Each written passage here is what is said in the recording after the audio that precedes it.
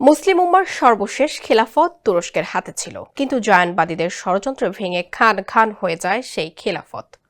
তবে মুসলিম বিশ্বের সবচেয়ে জনপ্রিয় নেতা তুর্কি প্রেসিডেন্ট রেসেপ তাইয়েপ এরদোয়ান সেই শূন্যতা পূরণের আপ্রাণ চেষ্টা চালাচ্ছেন।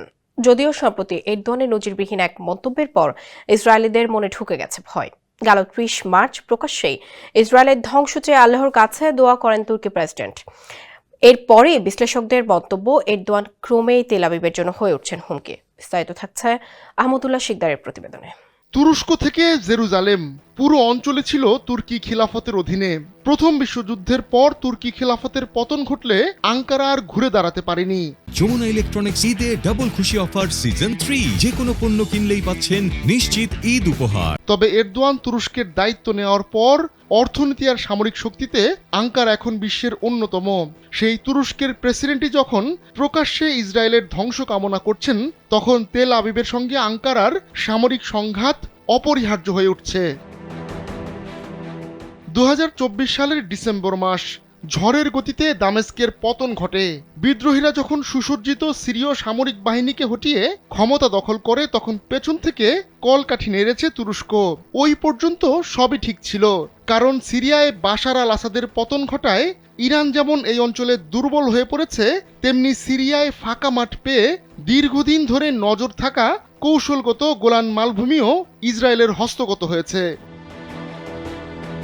হঠাৎ ক্ষমতায় আসা সিরিয়ার অন্তর্বর্তী সরকারের সঙ্গে তুরস্কের মাখামাখি ইসরায়েলকে ভাবিয়ে তুলেছে। তাছাড়া দুই দেশ এখন সামরিক চুক্তি ও সিরিয়ার মাটিতে স্থায়ী অত্যাধুনিক আকাশ প্রতিরক্ষা ব্যবস্থা বসাতে চাইছে তুরস্ক।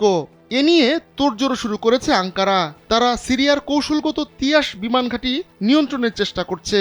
T4 নামে পরিচিত এই ঘাঁটিতেই আকাশ প্রতিরক্ষা ব্যবস্থা স্থাপন করতে চায় তুরস্ক। গেল ডিসেম্বর থেকেই সিরিয়ায় প্রতিরক্ষা ব্যবস্থা বসানো নিয়ে আলোচনা করছে দামেস্ক ও আঙ্কারা। যদি দুই দেশের মধ্যে এ সংক্রান্ত চুক্তি হয়, তাহলে দামেস্ককে সামরিক সহায়তা দেবে তুরস্ক। তবে এর আগে তুর্কি কর্মকর্তারা সিরিয়ায় তাদের সামরিক অভিলাষের বিষয়টি উড়িয়ে দিয়েছিলেন, কিন্তু দুই পক্ষের মধ্যে গোপনে ঠিকই আলোচনা অব্যাহত ছিল।